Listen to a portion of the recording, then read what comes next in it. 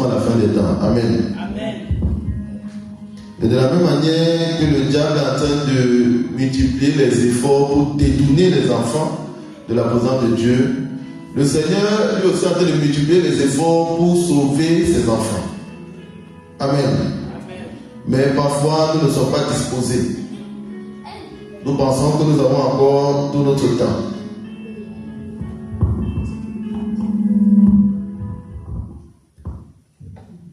Amen.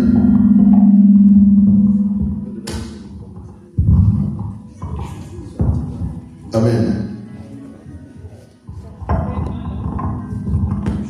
Gloire à Jésus. Amen. Nous sommes à la fin des temps. Amen. Et dans cette fin des temps, nous devons être très vigilants. Parce que le diable, ce n'est pas le camarade de quelqu'un. En tout cas, ce n'est pas mon camarade. Amen. Donc, lui, il travaille à remplir son enfer qu'il a créé là-bas. Amen. Donc, nous devons faire véritablement attention. Comme le songe que le Seigneur montra à sa servante, en montant justement l'église vite. Pourquoi? Parce que le diable va tout faire. Les autres églises seront de plus en plus remplies. Et ça se comprend. Les églises où le diable fait son malin là, où les gens croient qu'ils adorent Dieu, c'est bon, le volume c'est bon. Voilà. Les églises où les gens croient qu'ils adorent Dieu, ils croient qu'ils sont profonds dans leur adoration, alors que c'est le diable qui est en train de les mélanger, de jouer avec eux. Ces églises-là vont de plus en plus se remplir. Mais les églises de vérité, en réalité même, vont de plus en plus se vider. Parce que le Seigneur dit qu'à la fin des temps, il y aura l'apostasie. Et l'apostasie ne concerne pas seulement... C'est pas bon, le volume.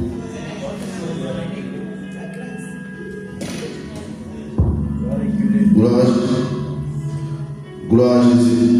Il faut baisser un peu le micro plus là. C'est trop fort. Amen. C'est bon.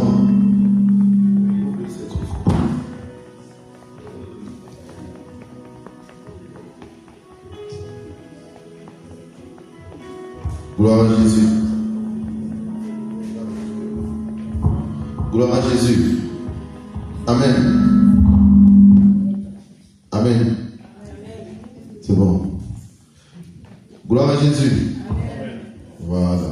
Là c'est mieux. On va bien entendre la parole de Dieu. Amen. Oui. Nous étions en train de dire que nous sommes à la fin des temps.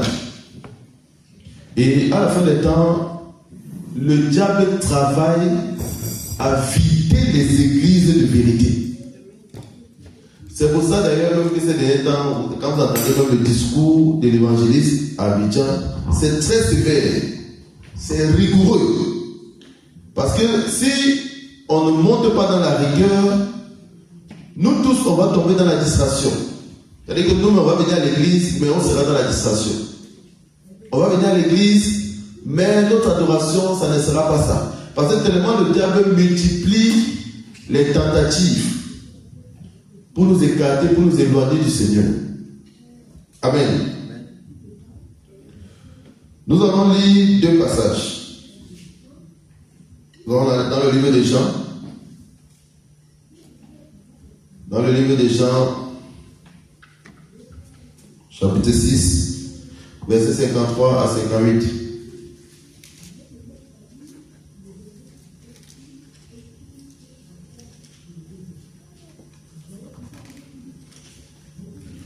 Jean chapitre 6, verset 53 à 58.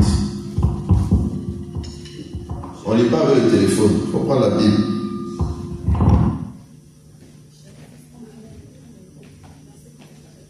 Jean chapitre 6, verset 53 à 58.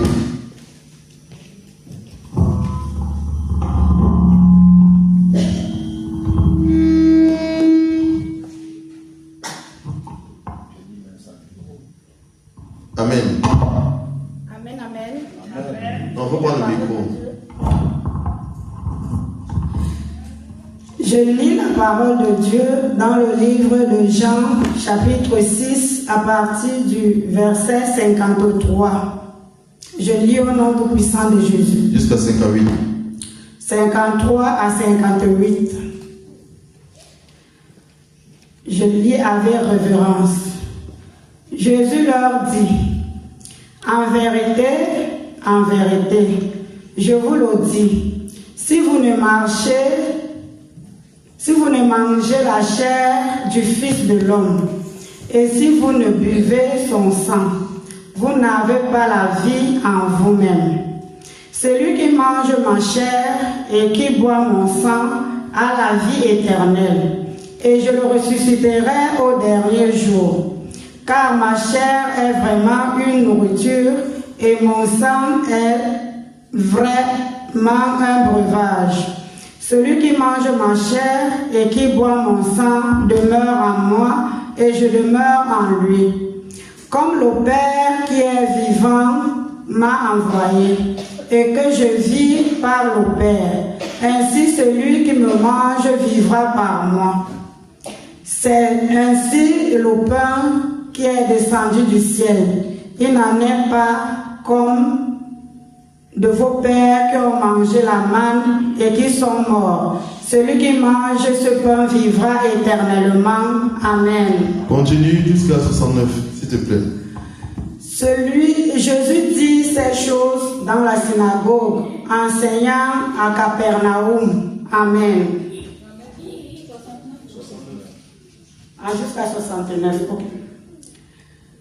Plusieurs de ses disciples, après l'avoir entendu dire, cette parole est dure, qui peut l'écouter? Jésus, sachant en lui-même que ses disciples murmurèrent à ce sujet, leur dit, cela vous scandalise-t-il? Et si vous voyez le Fils de l'homme monter où il était auparavant, c'est l'esprit qui vérifie, la chair ne sert de rien. Les paroles que je vous ai dites sont esprit et vie. Mais il en est parmi vous quelques-uns qui ne croient pas. Car Jésus savait dès le commencement qui étaient ceux qui ne croiraient point et qui était celui qui le livrerait. Et il ajouta, c'est pourquoi je vous ai dit que nul ne peut venir à moi si cela ne lui a été donné par le Père. Dès ce moment, plusieurs de ses disciples se retirèrent et ils n'allèrent plus avec lui. Jésus donc dit aux 12, et vous, ne voulez-vous pas aussi vous en aller? Simon-Pierre lui répondit, Seigneur, à qui irons-nous? Tu as les paroles de la vie éternelle. Et nous avons cru et nous avons connu que tu es le Christ, le Saint de Dieu. Amen. Amen. On va lire Apocalypse chapitre 10.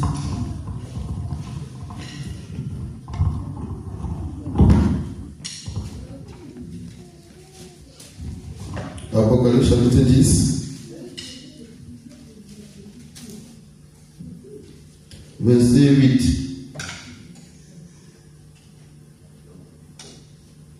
Verset 8.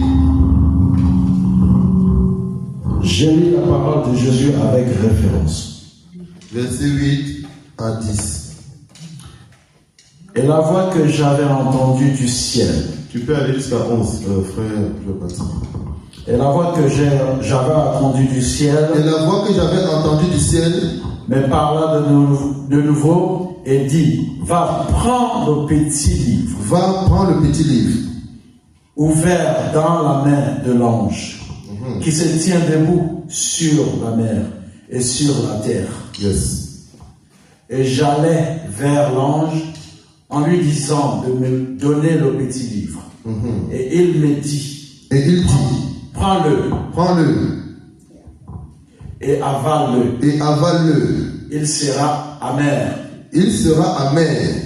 À tes entrailles. À tes entrailles. Mais dans ta bouche. Il sera doux. Il sera doux. Comme du miel. Comme du miel. Je pris le petit livre. De la main de l'ange. Et je l'avalai. Il fut dans ma bouche. Il fut dans ma bouche. Doux comme du miel. Doux comme du miel. Mais quand je l'ai avalé. Mais quand je l'ai avalé. Mes entrailles furent remplies d'amertume. Mes entrailles furent remplies d'amertume.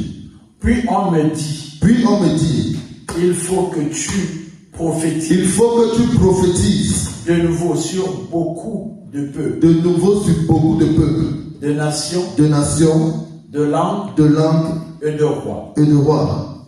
Amen. On attend la parole du Seigneur. Gloire à Jésus. Amen.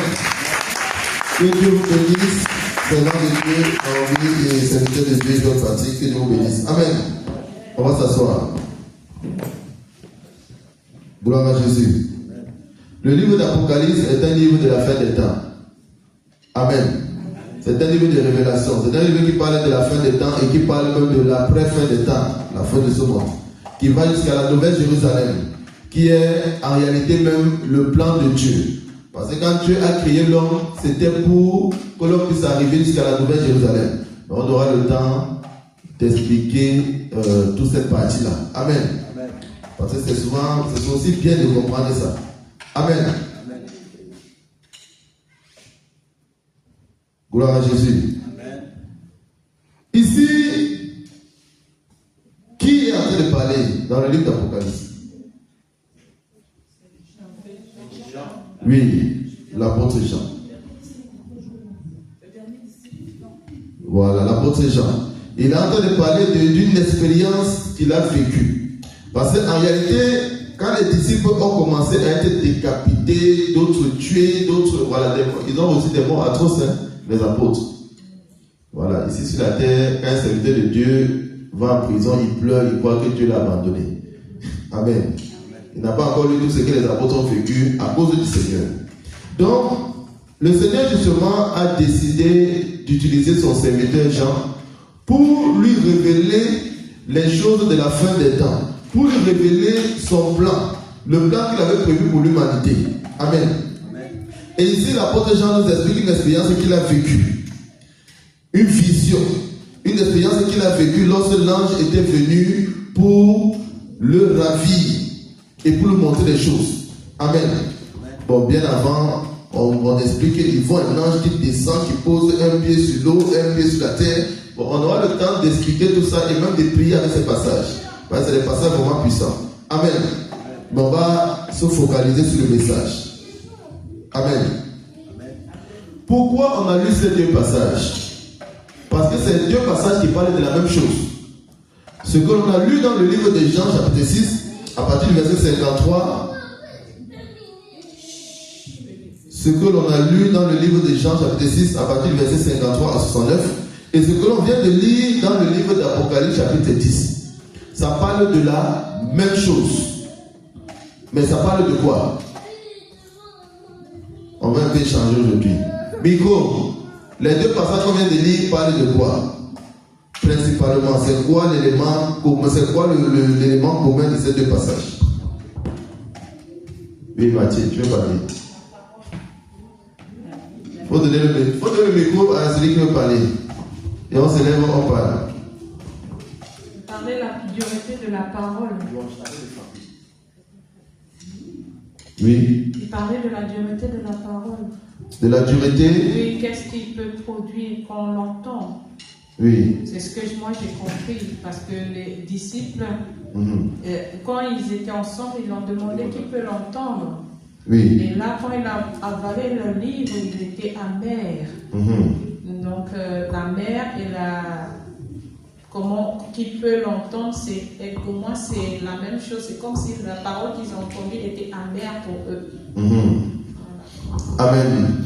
On acclame le Seigneur pour sa servante. La servante de Dieu Christelle qui prend la parole. Voilà.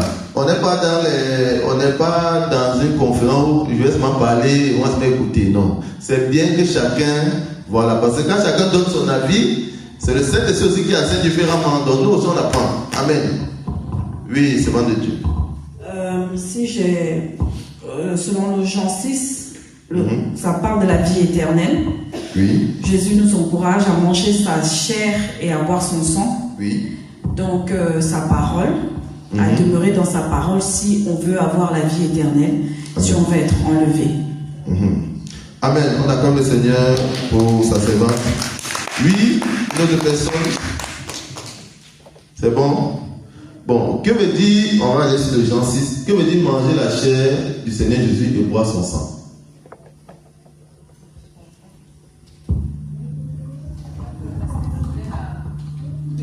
Bon, il y a... Oui. C'est quand on lit la parole. Quand on lit la parole. Oui. D'accord. Amen. Que Dieu te bénisse. On acclame le Seigneur. Que veut dire manger la chair de Christ et boire son sang? C'est pas de Dieu, Rosalie, tu voulais parler. Ah, mais d'accord, c'est pas mes coachs. Quand on vient avec mes coachs, tu ne veux plus parler. Il faut parler, tu dis ce que tu voulais dire. Que veut dire manger la chair de Christ et boire son sang? Bon, le frère Simplice a parmi là des choses à dire. Vas-y, parle d'abord, après on va donner le micro au frère Simplice. Il dit dans sa parole que celui qui mange ma chair et qui boit de mon sang aura la vie éternelle. Oui. Mais je veux savoir aussi par là qu'il peut nous dire aussi que ça ne sera pas facile. Parce que lui, il a été jusqu'à la croix afin qu'il puisse nous donner sa chair et son sang à manger. Amen. Donc on pourrait aussi traverser pas mal de tribulations afin de rentrer dans cette vie éternelle. Amen. On acclame le Seigneur. Oui, le frère Simplice. Pour terminer. Je vais rajouter un petit peu. Oui. Alors, la vie de Jésus, c'est simplement marcher avec lui, être fidèle avec lui. Si elle a parlé de sang, sa chair, c'est la marche avec Jésus. Le fait qu'elle a dit dans Jean 6, lorsqu'il a répondu avec J'irai sur la parole de la vie éternelle. Donc, c'est la marche avec Jésus. En un mot. Amen. On acclame le Seigneur. On acclame le Seigneur pour son serviteur. Amen. Bon, ces deux passages parlent de la même chose. Amen. Et on va comprendre ça. Dans Jean chapitre 6, le Seigneur dit: celui qui mange ma chair et boit mon sang, il faut venir la retirer ici. Là.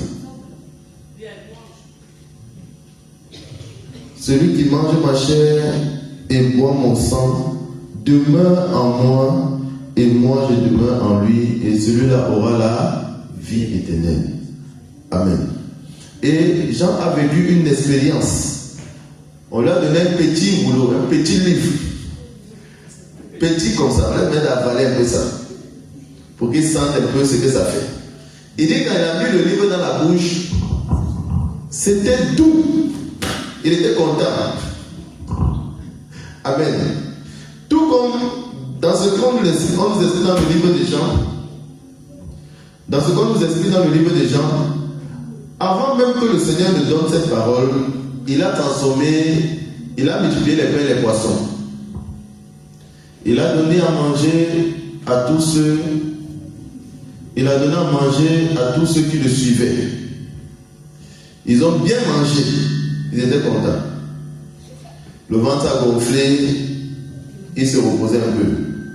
Pendant qu'ils se reposaient, le Seigneur maintenant leur donne la véritable parole, celle qui conduit à la vie éternelle. Et ce sont ces phrases-là que le Seigneur a déclarées. C'est bon le micro? D'accord. Il n'y a pas d'écho? J'ai l'impression qu'il y a un écho. Donne un peu notre micro, s'il te plaît. Amen. Non, ça a été. Gloire à Jésus. Gloire à Jésus.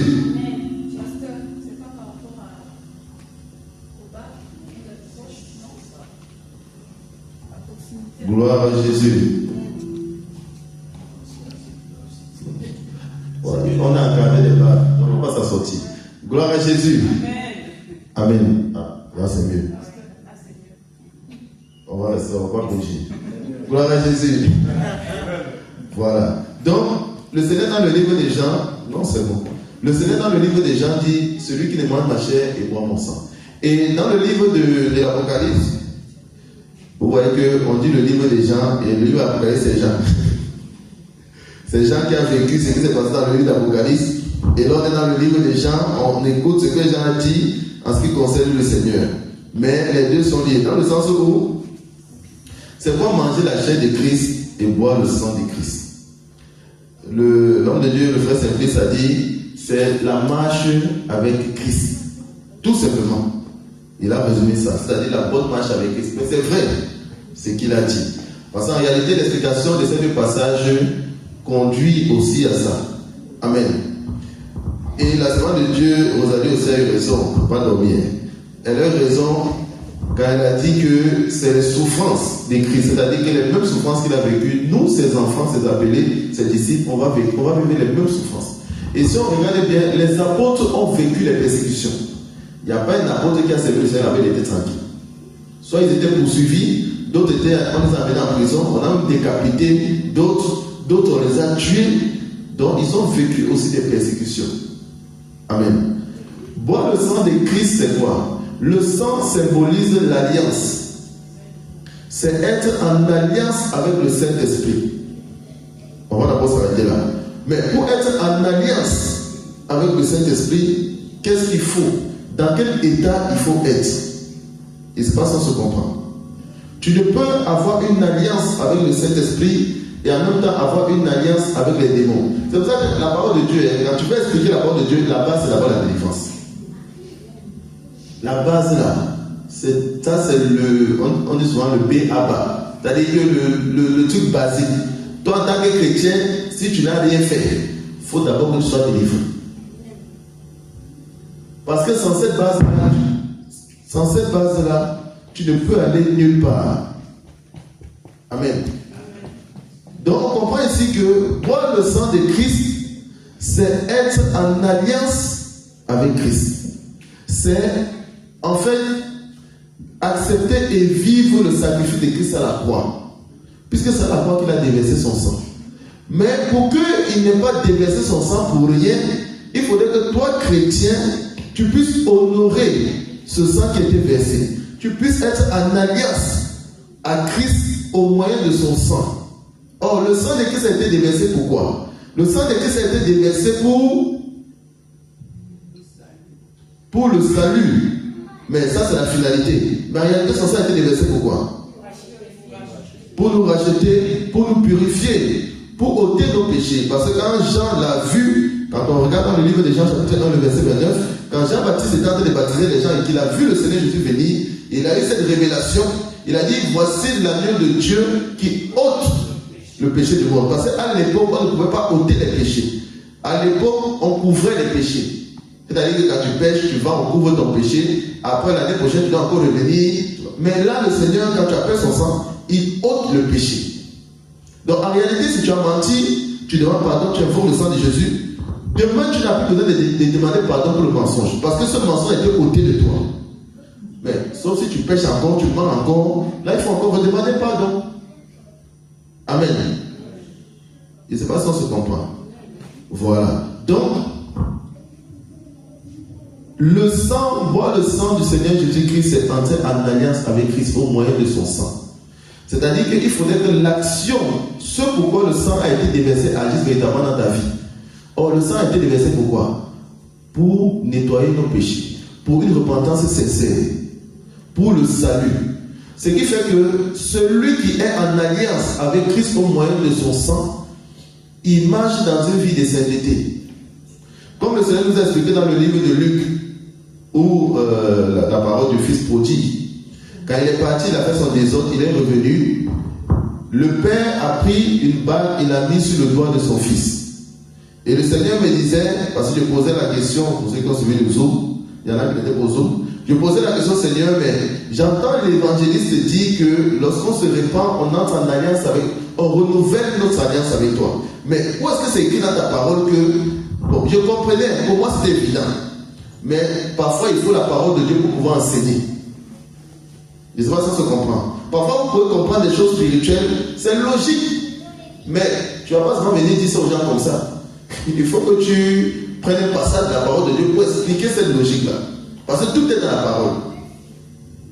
Et c'est là où le Seigneur m'a conduit justement dans ce passage-là, du fils prodigue, où le père, après que le fils s'est sincèrement repenti, le père a mis une bague sur le doigt de son fils.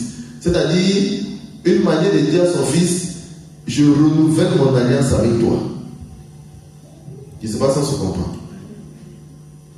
Donc, celui qui boit le sang de Christ, c'est celui qui est toujours en alliance avec le Seigneur Jésus-Christ, au moyen de son sang. C'est-à-dire que dans ta vie de sanctification, il peut arriver que tu fasses des erreurs, que tu pêches. Mais le sang de Christ est là toujours pour renouveler cette alliance avec le Seigneur. Tout le monde a compris ce que veut dire boire le sang de Christ. Donc boire le sang du Seigneur, je dis que c'est être en alliance avec Christ. Or pour être en alliance avec Christ, il faut déjà que lui soit en toi. Parce que si déjà il n'est pas en toi, il n'y a aucune alliance possible d'abord.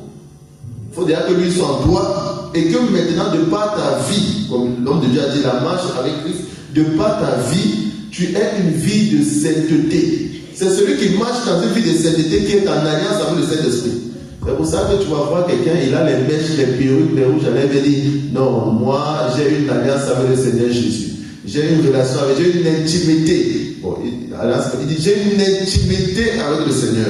Comme on évangélise souvent. Il y en a qui disent qu'ils ont une intimité profonde avec le Seigneur.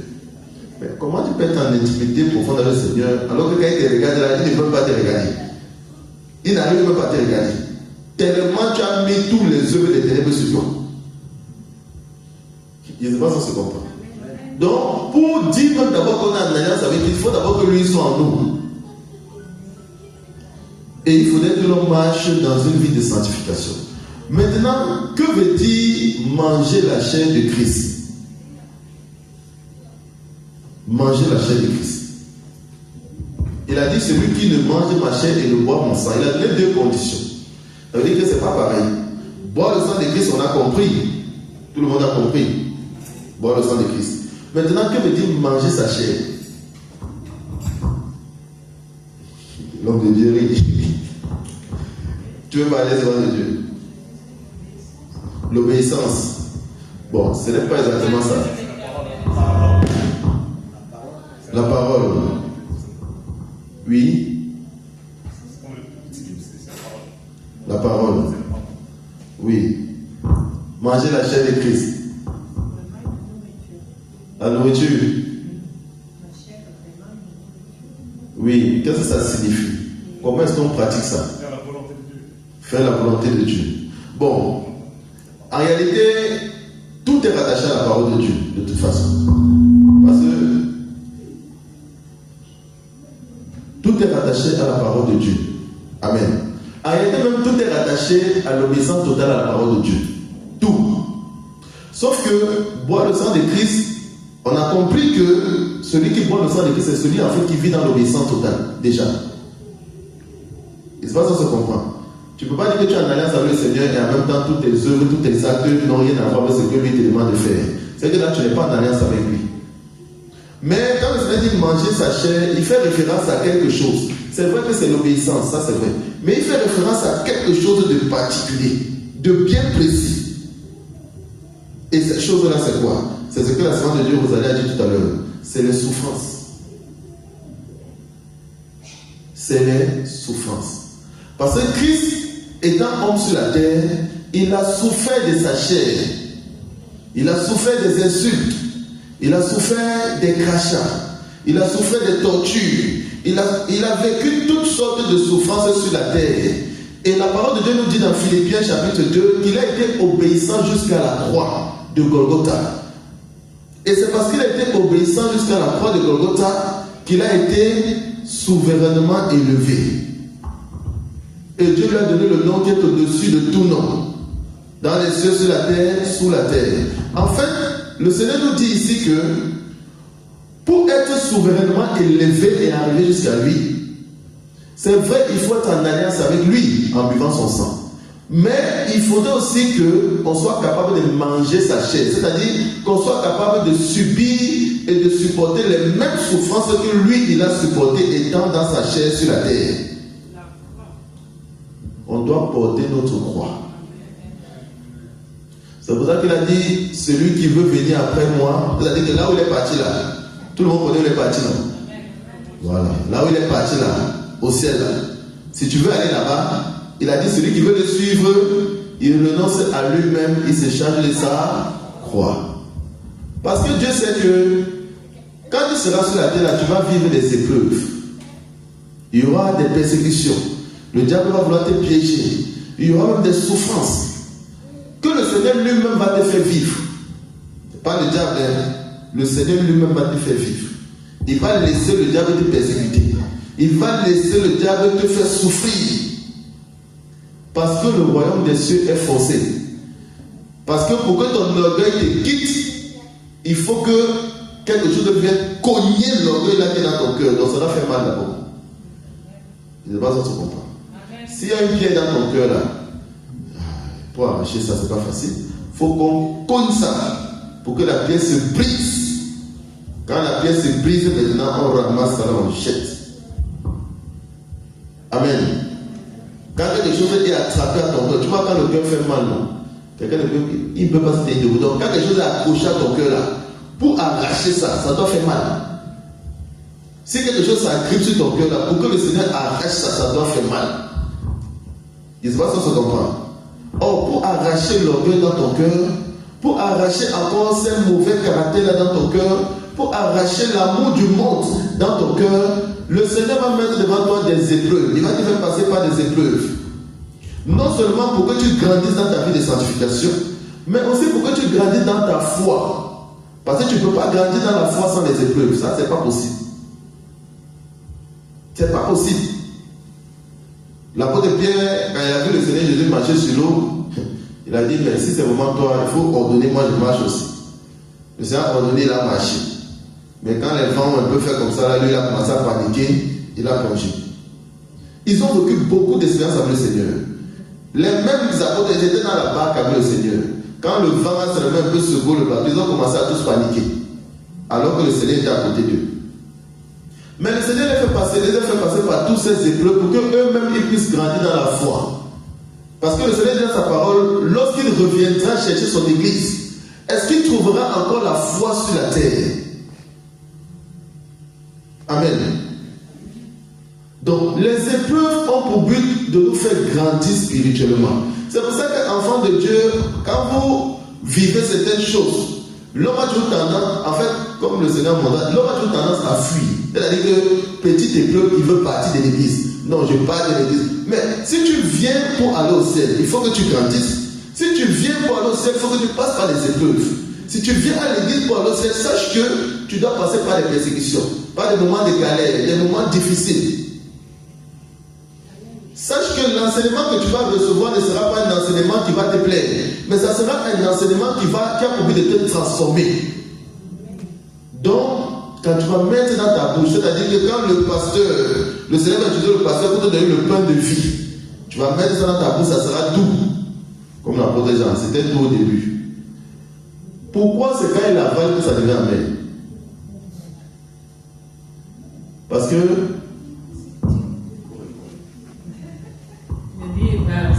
il a accepté la parole. Quand tu acceptes la parole, quand tu grandis avec la parole, là, on commence à poser des questions. Voilà, c'est pour ça. Amen. Le fait qu'il ait mis là le but dans la bouche, il a reçu la parole. Il n'avait pas encore accepté.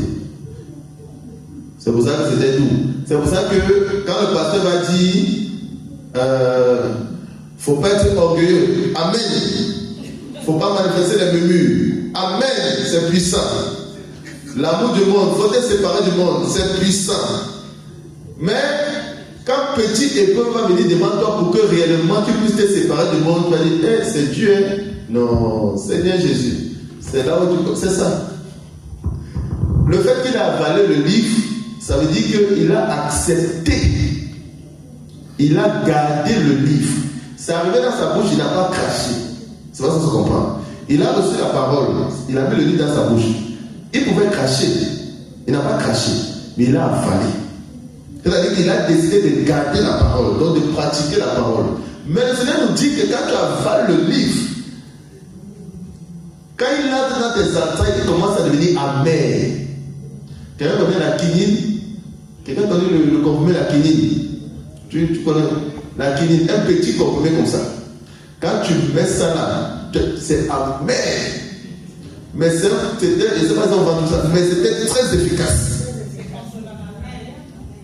Je ne sais plus quel maïs ça soit. Moi, j'avais déjà vu ça qui était petit. Un petit comprimé comme ça là, quand on veut donner ça à quelqu'un, la personne fuit. C'est amer. Mais quand tu prends ça, ça te redresse, ça te rétablit. Ça te redresse, ça te rétablit. C'est pour dire que la parole de Dieu, quand on décide de la garder, de la avaler, pour marcher avec, ça ne sera pas facile. Ses entrailles étaient amères, mais sauf que c'est ça qui le conduisait, qui allait le conduire au royaume des cieux. C'est pour dire que la parole de Dieu n'est pas facile à pratiquer. Il faudrait que l'on comprenne que la parole de Dieu peut être difficile à pratiquer. Et c'est pas ça que je comprends. La parole de Dieu peut être difficile à pratiquer, mais il faut la pratiquer pour aller au ciel. Parce que le royaume des cieux est forcé. Quand les gens disent le royaume des cieux est forcé, c'est les violents qui s'en emparent. Il n'est pas en train de dire qu'il faut aller taper les gens. Non. Il est en train de dire que quand tu seras en face des épreuves et que pratiquer la parole de Dieu là te sera difficile, il faut te forcer à pratiquer, même si ça ne te plaît pas. Même si ça ne te plaît pas. Il y a un monsieur à Abidjan, le Seigneur lui a dit, mon ami, le Seigneur m'a dit mon ami, hein, le Seigneur lui a dit, mon serviteur, tu laisses ton travail, tu laisses ta maison, tu prends ta femme et tes 3 enfants, vous allez vous asseoir là-bas au camp, tu vas me servir. Bon, le monsieur a travaillé pour construire sa maison, pour que sa famille soit à l'aise, il vit sa famille à l'aise, il travaille tout. Mais c'est à lui que le Seigneur dit, c'est pas à quelqu'un. C'est à lui-même, parce que quand lui il est venu, avec sa femme et ses enfants, il a dit, le Seigneur m'a dit, et c'est pour ça que je suis là. Est-ce que faire ça c'est facile? Honnêtement. Les serviteurs, est-ce que c'est facile? Que tu laisses. Bon, déjà lui-même il dit que, quand Dieu lui a dit ça, lui-même il dit, mais on va manger comment? Ma femme va me regarder tous les jours, regarder les enfants, me regarder, les enfants vont me regarder, ma femme va me regarder, et moi je n'ai rien. Je fais comment? Ça, c'est pas facile. Amen. Pratiquer ça n'est pas facile. C'est là où le Seigneur dit, c'est vrai, c'est pas facile. C'est dur, mais il faut pratiquer. C'est dans cela qu'on dit que le royaume des cieux est forcé. Il ne sait pas comment vivre. Il ne sait pas comment ses enfants vont grandir, comment ses enfants vont aller à l'école. Ses enfants étaient scolarisés, il ne sait plus comment il va faire. Mais il a décidé de pratiquer ce que le Seigneur lui a demandé de faire. Amen. Le Seigneur peut nous mettre, on peut rencontrer des situations où on ne sait, où c'est compliqué de faire ce que Dieu nous demande de faire. Mais en réalité, c'est face à cette situation-là que même le diable là sait, voici toi tu aimes vraiment Jésus-Christ de Nazareth. Si tu le reconnais comme ton Dieu, si véritablement tu mets le Seigneur au-dessus de tout, et c'est pas ça se comprend. C'est dans de telles situations que le monde spirituel reconnaît maintenant si toi, le Seigneur Jésus-Christ dans ta vie est au-dessus de tout. Parce que celui qui n'aime pas le Seigneur Jésus-Christ au-dessus de tout dans sa vie, il ne va pas au ciel. Ça veut dire qu'il n'est pas ton Dieu. Ça veut dire qu'il y a quelque chose d'autre dans ton cœur qui a pris sa place. Il y en a, c'est leurs enfants qui ont pris la place de Dieu. C'est vrai. Quand on dit que ton enfant a pris la place de Dieu, ce n'est pas que tous les jours tu t'agenouilles devant ton enfant, tu adores ton enfant. Non, c'est pas ça. Mais c'est pour dire que face à la parole de Dieu, tu ne pratiques pas la parole de Dieu à cause de ton enfant. Là, ton enfant est au-dessus de la parole. Tu as mis ton enfant au-dessus de Dieu. Et c'est l'idolâtrie. Et c'est pas ça qu'on se comprend. Tout ce que l'on met au-dessus de la parole de Dieu devient idolâtrie dans l'esprit. C'est dans cela que l'idolâtrie, c'est quelque chose de très profond. Donc, dans ces deux passages, le Seigneur nous enseigne que sa véritable parole, et l'apôtre Pierre l'a dit, mais on va partir. On va partir. Il dit, tu as les paroles de la vie éternelle. Pourtant, il y a beaucoup qui partaient. Moi, j'aime bien ce passage. Parce que quand ils étaient en train de partir là, ceux qui restaient, le Seigneur leur a demandé qu'est-ce qu'ils font là, ils n'ont pas parti. C'est-à-dire que vous n'avez qu'à vider l'église si vous voulez. Partez tous. Mais le message ne va pas changer. Si c'est le message ici là qui vous fait partie, il n'y a pas de problème. Est-ce que le Seigneur les a suppliés? Est-ce que le Seigneur a supplié ceux qui sont partis? Il ne les a pas suppliés. Parce que la parole de Dieu se dit dans la vérité telle qu'elle. Et c'est au cœur des hommes d'accepter cette vérité-là. Qu'elle soit difficile, mais vous pensez que le Seigneur va venir souffrir sur la terre, verser son sang pour que chacun fasse ce qu'il veut ici sur la terre et pas le rejoindre là-bas? Amen. Donc, nous devons comprendre en ce jour que pratiquer la parole de Dieu, ce n'est pas quelque chose de facile. Au début, ça peut être simple, mais il y aura des moments où, au début, ça peut être doux, mais il y aura des moments où ça sera amer. Mais il faut se forcer à rester dans l'obéissance. Il faut se forcer à avoir une alliance avec le Seigneur, celui qui boit son sang. Il faut se forcer dans ces souffrances, dans cette difficulté-là, à obéir à Dieu. Quand dans les persécutions, dans les difficultés, tu obéis à Dieu, tu es en train de manger la chair de Christ. Tu es en train de travailler pour ton salut. Amen. Même à l'église de Toulouse, on s'est trouvé un moment où il n'y avait personne. On était avec la sœur Christelle. Mais on n'a pas dit qu'on abandonne. On n'a pas dit qu'on laisse l'œuvre de Dieu. Moi, même si c'est sur la rue là, je n'ai pas de maison, je vais servir le Seigneur. Je vais faire église là-bas dans les parcs où on a le droit de partir. Je fais église là-bas. Celui qui veut venir va venir. Et le Seigneur va envoyer ceux qui veulent venir et ils vont suivre la parole et on sera sauvés. Même si c'est 2 personnes. Amen. Mais quand le Seigneur nous fait passer par des épreuves, il sait ce qu'il fait. Nous restons fidèles au Seigneur. Travaillons l'obéissance. Restons fidèles. Faisons son œuvre. Et on va voir ce qu'il va faire. Si véritablement Jésus dit c'est Dieu, tu ne peux pas rester dans des persécutions à vie. Tu ne peux pas rester dans des souffrances à vie. Sinon Jésus Christ n'est plus Dieu. Or, il est Dieu. Ça, c'est pas un débat. Amen. Ça, c'est pas un débat. Quand je chante avec les musulmans, tout ça, tous ces gens-là, il y a une petite phrase que j'ai dit à la fin là-haut. Quand je dis ça, eux-mêmes ils commencent à partir. Parce qu'ils ne peuvent plus rien dire. Et le Seigneur nous a dit ça dans le livre de Jacques. Il dit, les démons savent qu'il y a un seul Dieu. Et ils tremblent. Il n'y a qu'un seul nom qui fait trembler le monde des ténèbres. C'est Jésus-Christ de Nazareth. À part ce nom-là, tu vas dire Allah, tu vas dire ce que tu veux. Quand je sors le passage là, tout le monde se retrouve les pattes. J'ai déjà rencontré les témoins de Jéhovah, les musulmans. Quand je sors le passage, ça c'est la cerise sur le gâteau. Amen. Pourquoi c'est la cerise sur le gâteau? Parce que en fait, ce passage c'est dans la Bible. Mais c'est un passage en fait même qui sort même de la Bible. Je vais dire pourquoi il dit ça. Ça sort de la Bible. Dans le sens où, parfois quand tu rencontres le musulman, bon, lui va te prendre le Coran. Toi tu prends la Bible. Là il y a un problème. Comment vous allez vous entendre? C'est compliqué. Vous n'êtes pas sur la même base. Tu prends témoins de Jéhovah, ils ont leur Bible. Nous on a notre Bible. C'est compliqué.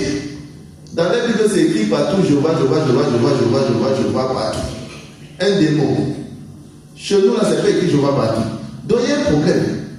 Lui va te dire que non, Jéhovah est Dieu, il va te donner les passages dans leur Bible là, eux, qu'ils ont fabriqués. Nous on va dire que non, ce n'est pas Dieu. On va donner passages. Donc il y a un problème. Parce qu'on ne peut pas s'entendre ayant 2 fondements différents. Mais ce passage-là sort de tout livre. Ça sort de la Bible pourquoi? Parce que c'est un passage qui montre la réalité du monde spirituel. C'est-à-dire ce qui est vérité là. C'est là où on voit ça maintenant. Quand tu dis à un musulman, est-ce que tu t'es déjà mis devant quelqu'un qui est possédé, tu dis au nom d'Allah, allez devant sort. Tu as vu quelqu'un qui a dit au nom de Jéhovah, démon sort. Le démon va dire, mais pourquoi tu appelles mon collègue? Il t'a fait quoi? Il va dire, pourquoi tu appelles mon collègue? Amen. Il n'y a que le nom de Jésus-Christ. Quand tu prononces ce nom, même si c'est un marabout qui prononce le nom là, le nom en lui seul a une puissance. Tu n'as pas besoin d'être chrétien. Même un païen là, s'il souffre et dit Jésus viens me sauver, le Seigneur vient pour démontrer qu'il est Dieu. Après maintenant, nous les chrétiens de la Sainte Doctrine, plus tu grandis dans la sanctification, plus la puissance de Dieu agit au travers de ta vie. La différence entre les autres et peut-être nous qui avons décidé de pratiquer la parole de Dieu, c'est quoi? C'est que quand quelqu'un va venir étant possédé, toi tu vas dire au nom de Dieu, tu vas prier, mais de moi penser à se manifester parce qu'il sent la puissance sortir de toi pour venir vers lui. C'est pas ça se comprendre. Pourtant, quelqu'un qui pratique par la sainteté, au nom de Jésus, Jésus va faire parce que son nom est puissant. Mais il ne peut pas dire au nom de Jésus et jusqu'à ce qu'il délivre quelqu'un. Il ne peut pas. Parce qu'il n'a pas la force. Spirituellement, il n'a pas la force. Parce qu'en même temps qu'il dit au nom de Jésus, le Seigneur fait pour démontrer que son nom est puissant. Mais en même temps, le diable l'accuse pour dire que je ne peux pas sortir parce que moi-même je suis en lui. Je ne peux pas sortir. Si sirène des eaux en toi, comment tu peux passer devant quelqu'un qui a sirène des eaux, tu dis sirène des eaux, sors au nom de Jésus. Comme le verset dit là, soit elle rentre encore bien en toi. Elle va faire oh, la personne qui est oh, tomber même. Oh, elle est sortie, elle est entrée en toi. Et dès que celle-là tombe tout, on dit que c'est bon, elle est délivrée. Elle se relève avec ses perruques sur la tête. Dès qu'elle s'assoit à l'église, sirène des eaux vient encore entrer. Tchoup! Elle n'est même pas encore sortie de l'église, sirène des eaux vient entrer.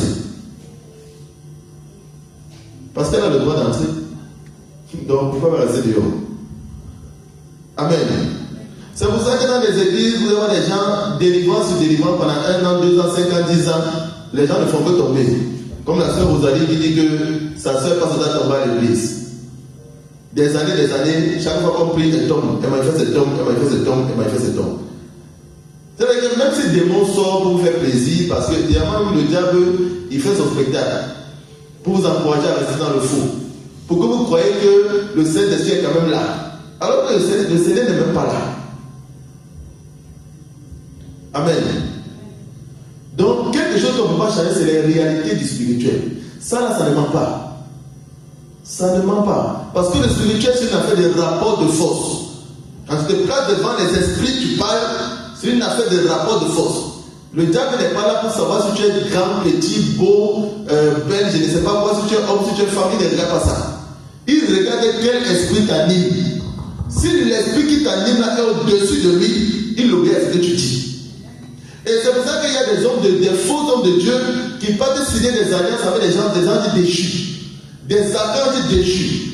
Parce qu'il sait que dans le spirituel, dans le monde des ténèbres, les plus élevés sont les archanges déchus. Donc lui, il sait que s'il a une alliance avec l'archange déchu, vous qui venez avec vos petits sirènes de eau, serpents, petits dragons, vos petits esprits là, quand il va commencer à appeler son archange déchu là, il va venir chicoter vos petits esprits, vous allez manifester. Vous allez vous toucher, vous allez tomber. Pourquoi? Parce que vos petits esprits qui vous animent là ne sont rien par rapport à l'esprit que lui, avec qui il a signé alliance, qui est en train d'agir. Et c'est pas ça se comprend. Amen. C'est une affaire de rapport de force dans le spirituel. C'est pour ça que quand je sors ce verset, je pose d'abord la question: est-ce que tu as déjà prié pour un fou? Ton Allah l'a guéri. Tu as déjà prié pour quelqu'un posséder un démon, tu as déjà rencontré sirène des autres, tu as dit au nom de Allah, elle est partie. Quand tu parlais comme ça, les gens disent oh non, faut me laisser tranquille. Faut me laisser tranquille. La personne parle. Parce qu'il ne peut plus rien dire. Là, il n'y a pas de débat. Il y a des hommes de Dieu qui ont laissé la délivrance dans les églises.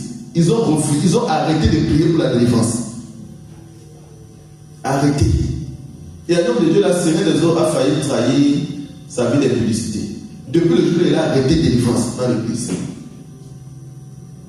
Mais si tu n'es pas dans la vérité, il peut même te trahir devant tout le monde. Amen. Donc, il est important de manger la chair de Christ et de boire son sang chaque jour de notre vie. En réalité, c'est ce que le Seigneur nous demande. De manger sa chair et de boire son sang chaque jour de notre vie. Mais le Seigneur nous dit que ça ne sera pas facile. Que si véritablement nous gardons sa parole, ça sera comme une amertume. Mais c'est une amertume qui conduit au ciel. Il y aura des souffrances, il y aura des persécutions, il y aura des difficultés. Mais restons fidèles à la parole de Dieu. Restons fidèles à la volonté de Dieu. Restons dans l'obéissance. Malgré les difficultés, malgré les douleurs, malgré les persécutions. Moi, qui vous parle, on peut prendre main en prison pour Christ. Il n'y a pas de problème. Je vais prier là-bas en prison. Même si on ferme ma bouche, je prie dans mes pensées. Amen. Je dis seulement, Seigneur, après, il faut seulement m'accueillir auprès de toi. Si tu veux, quelqu'un n'a qu'à venir dire, est-ce que tu acceptes Jésus? Tu n'acceptes pas le tir, il va dire, il faut tirer. Il dit, Seigneur, accueille-moi seulement, prépare mon siège là-bas. Là, il tire, je m'en vais te rejoindre. Je suis en paix. Amen. C'est ça manger la chair de Christ. C'est-à-dire que quand il y a difficulté là, il ne faut pas commencer à dire que, oh Seigneur, comment je suis chrétien, on va venir tirer sur moi, comment je suis chrétien, on va me dire, il faut subir. Hein. Je prends tous les exemples quand on était à Marseille, peut-être tu étais même là. Quand il y a un monsieur qui a pris le couteau, tu étais là. Un monsieur qui a pris le couteau, c'est vraiment le Seigneur qui m'a fait partie. J'étais parti avec ma femme et les enfants. On était allé, je ne sais pas ce qu'on était allé acheter. Et le monsieur par derrière au camp de prière, il a pris un couteau, il a pris tout le monde en otage. Ici à Toulouse. Et il dit, où est pasteur Gédéon? Je l'attends ici. Il violentait, elle était là. On m'appelle seulement, me dit, c'est la sœur André qui m'appelle. Pasteur Gédéon, on t'attend ici. Il dit, mais qui bataille avec quoi? Il y a un monsieur qui a pris tout le monde en otage. Il dit que tu viens dessus. Que si tu ne viens plus, il va tuer tout le monde. Regardez ce qu'on vit en tant qu'homme de Dieu. La sœur Christelle est là, elle peut témoigner. Tout le monde est en otage. Un monsieur animé d'un dragon noir, avec les ailes du dragon. Oui. C'est le pasteur Christian qui a écouté. Le pasteur Christian. Oui, c'est lui qui a écouté avec mon mari. Vous voyez, il violentait les gens. Regardez ce qu'on vit en tant qu'homme de Dieu. Et moi, je suis là, je suis sorti. On m'appelle, on dit, il faut venir ici. Bon, moi, pasteur, maintenant, je fais comment? Je ne vais pas laisser qu'on tue les gens et je fuis. Le jour-là, on a seulement dit, bon, qu'est-ce que moi, ma femme, bon. Si c'est le qui m'a appelé, il va arranger la situation. On part. On arrivait comme ça. Et la soeur Abigail était en route, elle arrivait. J'ai appelé la soeur Abigail, j'ai dit, attention, il y a un truc à la maison de papa. Attendez d'abord. Parce qu'ils étaient en route, ils arrivaient. Elle dit non, attendez d'abord, ne partez pas. Mais pendant qu'elle dit ne partez pas, moi je suis en train de partir. Et moi, honnêtement, dans mon esprit là, j'ai dit Seigneur, bon, si tu as décidé que c'est comme ça qu'il veut mourir, il n'y a pas de problème. J'ai dit au Seigneur, je suis devant le Seigneur.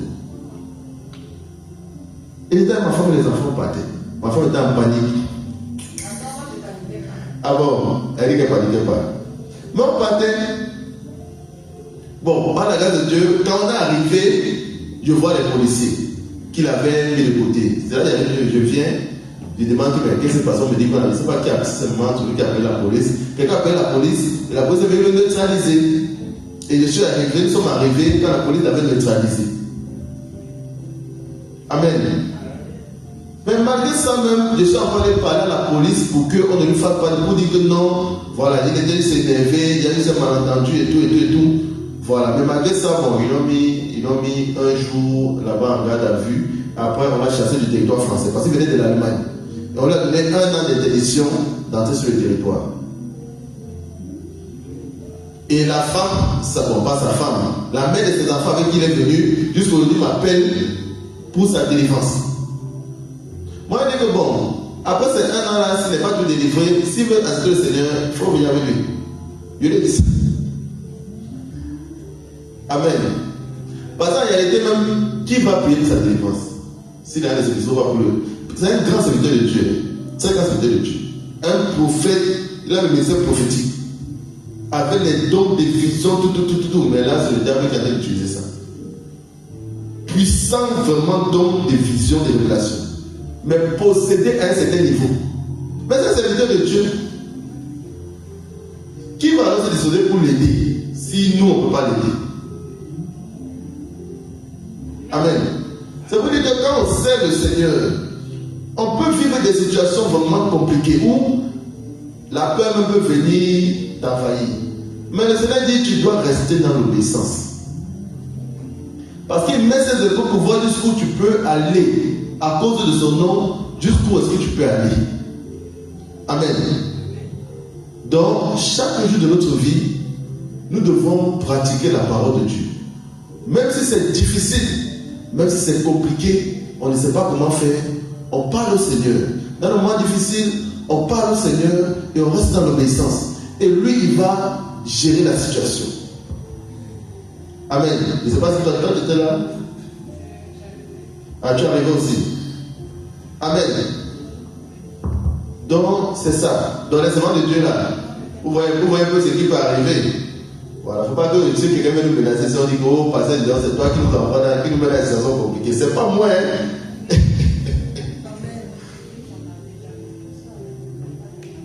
Ah, d'accord. C'est ça. Les gens qui viennent nous menacer. Mais c'est l'œuvre de Dieu. Amen. On sait que tout ce qui va nous arriver sera voulu et permis par le Seigneur. Donc si Dieu m'a dit quelque chose de mauvais là, c'est que c'est Dieu qui veut qu'il passe par là. C'est comme ça qu'un enfant de Dieu doit voir les choses. Il ne faut pas prendre les épreuves, les difficultés comme une malédiction. Oh, Dieu m'a abandonné. Non. Quand l'apôtre Paul et Silas étaient dans la prison, est-ce que Dieu les a abandonnés quand les a mis en prison? Le Seigneur est avec eux, c'est lui qui les a encore libérés. Amen. C'est pour ça qu'on doit avoir la foi. Amen. On doit veiller sur notre vie. On doit veiller à pratiquer la parole de Dieu. Dans toute sa difficulté. Ce n'est pas facile, ça ne sera pas facile. Rien, la parole de Dieu là n'est pas facile. Le royaume des cieux est forcé. C'est les violents. Il a même pris ça, c'est les violents qui s'en. C'est des violents qui s'en emparent. Il dit si tu es froid ou tiède, je te vomis. Si tu n'es ni chaud ni froid, je te vomis. Donc avec le Seigneur, il faut être bouillant. C'est pas les affaires que quand le Seigneur dit voici comment tu dois te comporter, toi tu dis bon Seigneur, on va attendre, on va d'abord prier, alors que tu sais ce qu'il faut faire. Il y a une soeur qui a dit dans le Zoom que quand le Seigneur dit dans la semaine là, vous devez faire. Parce que c'est comme ça que Dieu fonctionne. En fait, dans l'esprit, quand tu connais ce que Dieu te demande de faire, quand tu t'as à faire, en fait, dans l'esprit, ça veut dire que le Seigneur dit qu'il n'est pas ton Dieu, en réalité. Il n'est pas ton Seigneur. Qui me dit Seigneur? Qui me dit Seigneur? Quand quelqu'un est ton Seigneur, c'est qu'il dit tu fais. C'est pas ça. Quand on dit Seigneur là, c'est lui qui décide. Quand il dit fais, tu fais. Maintenant, si ton Seigneur te demande de faire, toi tu hésites. Ça veut dire qu'en fait, il n'est pas encore bien ton Seigneur. Est-ce que ça se comprend? Ça veut dire que le Seigneur est encore bon. Il est Seigneur, mais il n'est pas encore Seigneur. Amen. Donc, veillons à pratiquer la parole de Dieu dans toute son amertume, dans toute sa dureté, dans toute sa rigueur. Parce que c'est ça qui nous conduit au ciel. C'est pas autre chose. Les discours, les évangiles où on flatte les gens là. Le Seigneur n'a pas, l'évangile ne flatte pas quelqu'un. Ça te dit la vérité. Et le Seigneur est en train de leur dire la vérité dans le livre des gens. Que c'est ça qui vous conduit au ciel. Ils sont partis, mais lui n'avait pas de problème. Parce que lui, il a décidé de continuer toujours à dire la vérité. Donc, à la fin des prières de délivrance, on dit la vérité. Si tu veux partir, il faut partir. Chacun travaille pour son salut. Nous, on travaille pour notre salut en disant la vérité. Donc, on n'a pas le choix que de dire la vérité. Sinon, nous, on ne va pas là-bas. Amen. Que le Seigneur soit béni. On va se lever à acclamer le Seigneur. On va préparer nos dîmes et nos offrandes. On acclame le Seigneur pour sa parole. Et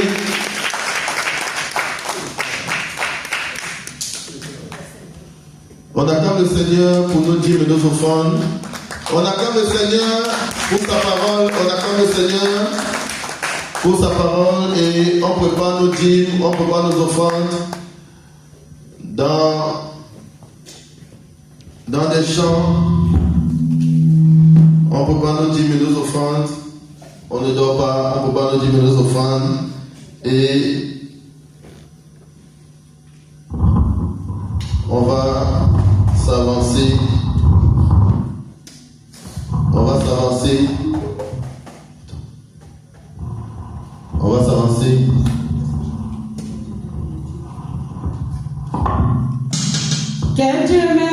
merveilleux tu es. Quel Dieu merveilleux tu es. Des milliers d'anges se prosternent, ciel et terre t'adorent. Quel Dieu merveilleux tu es. Quel Dieu merveilleux. Alléluia, quel Dieu merveilleux tu es. Des milliers d'anges se prosternent, ciel et terre t'adorent. Quel Dieu merveilleux tu es.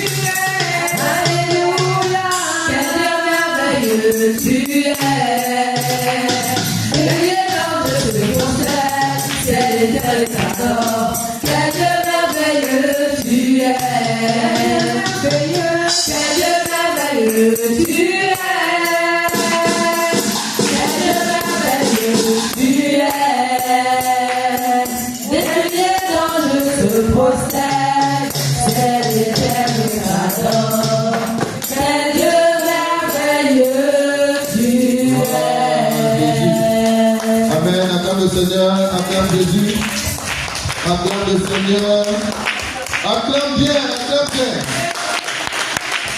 acclame Jésus, acclame Jésus. On est en train de batailler. Il y a une pièce qui se passe là avec la batterie. Le serviteur de Dieu Messie ne veut pas laisser la batterie. Vraiment, il faut qu'on t'achète ta batterie à toi, comme ça tu vas aller t'entraîner là-bas. Là, quand tu seras prêt, tu vas venir taper la batterie à l'église. Amen. Voilà, il faut investir comme ça sur les trucs pour les enfants. Martine a dit que tu veux quoi? Tu veux la guitare, le piano et la batterie. Martine dit qu'elle veut la guitare, le piano et la batterie. Louange dit qu'elle veut sa petite guitare rose. Voilà, Messi lui veut sa batterie. Voilà, donc il faut investir comme ça pour que les enfants apprennent à jouer. À Saint-Denis là-bas, c'est les enfants de 11 ans. 10 ans qui tapent la batterie là-bas. Voilà. 10 ans qui tapent la batterie. Donc si Messi là commence à s'entraîner, d'ici même quelques semaines, quelques mois là, il peut déjà faire quelque chose de puissant. Amen. Voilà. On attend le Seigneur que les enfants qui sont motivés à prendre les instruments. Donc il faut que l'église achète une guitare, une batterie qui vont s'entraîner à la maison, une guitare et bon, ils ont déjà le piano. Amen. Voilà, par la grâce de Dieu, on va prier pour les dîmes et les offrandes. Béni sois-tu, Père éternel, je te loue, je te bénis, je te glorifie pour ces dîmes et ces offrandes. Je te prie, Père éternel, d'agir dans la vie de chaque personne, de chacun de tes enfants. Même ceux qui n'ont pas pu donner en ce jour, bénis, Seigneur, chacun de tes enfants, afin que dans les prochaines fois, ils puissent venir apporter quelque chose dans ta maison. Père éternel, que ta bénédiction descende en abondance dans la vie de chacun. Seigneur, je te prie de menacer, de chasser tout dévoreur qui va vouloir agir sur nos finances, Père éternel. Que nos greniers ne manquent de rien. Que ton œuvre avec les prières de délivrance en Jésus-Christ Toulouse ne manque de rien. Et que ta mission avec les prières et de délivrance en Jésus-Christ dans le monde entier ne manque de rien, Père éternel. Et que tout se fasse toujours selon ta volonté. Que toute la gloire te revienne. Au nom puissant du Seigneur Jésus-Christ, nous avons prié. Amen. Gloire à Jésus. Amen. Nous sommes venus dans le temps. Il reste 5 minutes. Ça, c'était un bon culte. On a vraiment eu un bon temps d'enseignement, un bon temps de moment d'esprit. Amen. Que le Seigneur soit béni. On va passer aux annonces. On va passer aux annonces. Les annonces. Il y a d'abord quoi pour annonce? Oui, les annonces. Le 26 décembre, le vendredi 26 décembre, nous avons notre veillée de prière. Tout le monde doit être présent. Marie-Elisabeth, la veillée de prière. Vendredi, c'est dans une autre salle. Vendredi, de toute façon, on va te communiquer l'adresse, on va s'organiser. vendredi, le 26 décembre, on a veillé des prières. Donc tu peux mettre là déjà le 25 décembre, voilà. Comme ça, où tu viens le 26 ce matin pour la veillée des prières. Donc vendredi, le 26 décembre, nous avons veillé des prières. Prières de délivrance et combat spirituel. Amen. Et pendant cette veillée de prières, le docteur Julius va nous entraîner dans un temps de prière de combat. Un bon temps de prière de combat. Parce qu'il sera présent, le docteur Julius, il va venir avec sa femme, l'évangile Tabitha, et beaucoup de membres de commando, même de Paris, vont descendre pour la veille. Donc ça sera chaud. Ça sera très chaud. Amen. Voilà, c'est une veillée de prière de délivrance et combat spirituel. Donc pendant les veillées, on aura des temps de prière de combat spirituel. On aura des temps de délivrance. Parce que nous sommes une mission de délivrance. Amen. Nous sommes une mission de délivrance. Donc il faudrait que tous nos frères et sœurs, qui viennent écouter les annonces. Il faudrait que tous nos frères et sœurs qui viennent puissent voir la puissance de Dieu. Amen.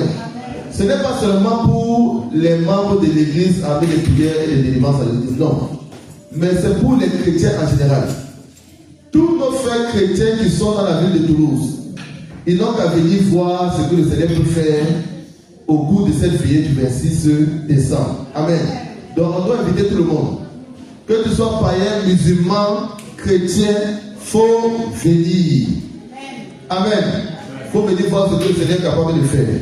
Donc, c'est vraiment l'annonce majeure. Je pense qu'il n'y a pas d'autres annonces. Il y a le Zoom du 22 à 23 de lundi à vendredi.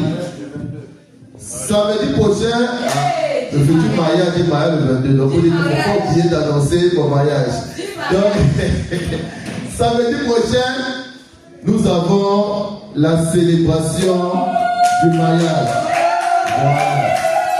On va inviter les futurs mariés. Ils vont venir devant un peu pour qu'on les voit. Les futurs mariés, pour qu'on les voit un peu. Voilà. Les futurs mariés, voilà, pour qu'on les voit un peu. Voilà, tenez-vous là. Donc, samedi prochain, le 22 décembre, tout le monde est invité. Voilà, à partir de 13h, on va commencer par un bon temps de prière, d'enseignement, et après on va passer à la prière afin que le Seigneur puisse les unir dans le spirituel. Parce que c'est le Seigneur Jésus qui scelle un mariage. Ce n'est pas les hommes. Mais le Seigneur, avant d'agir dans un mariage, nous demande de respecter sa parole. Sa parole qui dit quoi? Qui dit que lorsqu'une femme veut épouser, lorsqu'un homme veut épouser une femme, il doit d'abord aller la doter. On aura le temps d'expliquer samedi l'explication spirituelle de la dot. Et le Seigneur dit qu'on doit respecter les autorités dans le livre de Romains. Voilà, donc comme on doit respecter les autorités, il faudrait que les deux puissent passer devant le maire. Parce qu'il faudrait que le pays dans lequel ils habitent reconnaisse qu'ils sont mariés. Or, la France dit, par exemple, si on prend l'exemple de la France, que pour reconnaître que deux personnes sont mariées, c'est le maire qui doit signer un acte de mariage. Voilà. Et ça, c'est respecter d'abord la parole. Tu ne peux pas venir devant le Seigneur et tu dis, Seigneur, je veux que tu fasses ça, que tu nous unisses, alors que toi-même tu es dans la désobéissance. Dieu ne sera pas dans la désobéissance. Amen. Par la grâce de Dieu, ils ont déjà fait la dot, ils ont déjà fait le mariage à l'état civil. Il reste la prière pour que le Seigneur puisse véritablement sceller les unions. Tous les deux sont passés par la délivrance. Voilà, ce sont des serviteurs servants de Dieu, vraiment des ministères très forts et puissants. Et le mariage, c'est pour la gloire de Dieu. Donc samedi prochain, on aura ce mariage qui va se faire. Et dimanche, là, ils seront déjà mariés. Donc dimanche, on va présenter les mariés à l'église pendant le culte du dimanche. Donc que le Seigneur soit béni, que le Seigneur vous bénisse. On attend le Seigneur pour les futurs mariés. Voilà. Gloire à Jésus. Que le Seigneur soit béni. On va se disposer et on va prier pour la fin. On va se disposer, on va prier pour la fin. Béni sois-tu, Père éternel, pour ta grâce en abondance en ce lieu. Béni sois-tu, Seigneur Jésus, pour ta présence. Père éternel, que toute la gloire te revienne. Seigneur, c'est une grâce que tu nous fais à chaque fois de descendre dans ta maison. C'est une grâce que tu nous fais de descendre au milieu de nous. Je prie, Saint-Esprit de Dieu, éternel, que ta présence, ta puissance, ta gloire soient manifestes, toujours manifestes au sein de ton église ici à Toulouse. Que ton Esprit Saint, Seigneur Jésus-Christ de Nazareth, continue de guider toutes les choses au sein de ton église, Père, afin de détruire et foudroyer toute tentative du monde des ténèbres pour freiner ton église. Seigneur, je prie que ton église ici à Toulouse avance selon ta volonté. Je prie, Père éternel, selon l'enseignement que tu nous as donné à nous tous ce soir, que chacun de nous puisse avaler ce rouleau, que chacun de nous puisse avaler ce livre, que chacun de nous puisse avaler ta parole, que chacun de nous puisse garder ta parole, que chacun de nous puisse pratiquer ta parole chaque jour de notre vie. Je prie, Père éternel, que ton Esprit Saint nous aide. Que ton Esprit Saint nous aide parce que ce n'est pas facile. Tu as dit, personne, aucun homme n'est bon sauf Dieu seul. Que ta présence en nous nous guide dans une vie d'obéissance totale à ta parole et que toute la gloire te revienne. Seigneur, je te prie de veiller sur nous de lundi à vendredi. Je te prie de descendre ton onction en abondance tout au long de la célébration du mariage qui va se faire samedi le 22 novembre. Et je te prie de descendre ton onction en abondance pour le culte du dimanche 23 novembre qui va se faire par la suite. Je te prie de bénir chacun de nous, Seigneur, et de nous aider à grandir dans ta présence, afin de nous utiliser pour impacter Toulouse, pour impacter l'Occitanie, pour impacter la Haute-Garonne, pour impacter la France et pour impacter le monde entier. Et que les hommes viennent à toi, dans une vie de sincérité totale, dans une vie d'obéissance totale à ta parole. Que toute la gloire te revienne, Seigneur Jésus-Christ de Nazareth. On dit Amen et on acclame le Seigneur. On acclame le Seigneur. On acclame Jésus. Gloire à Jésus.